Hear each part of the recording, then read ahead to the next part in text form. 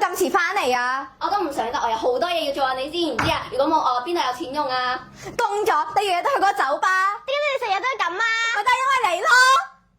成日都唔聽話，如果唔係你，我哋點會成日嘈交？咪就係咯。爺爺、嫲嫲、爸爸、媽媽。阿女，點解你咁唔聽話㗎？我成日都供你讀書，俾你住嘅，俾你食嘅，點解你仲要咁對我啊？你又唔溫書，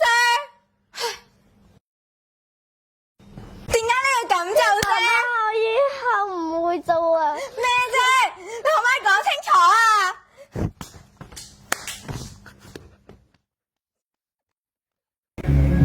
你的舉報可能是孩子最後的防線，別讓猶豫成為一生的遺憾，立即舉報。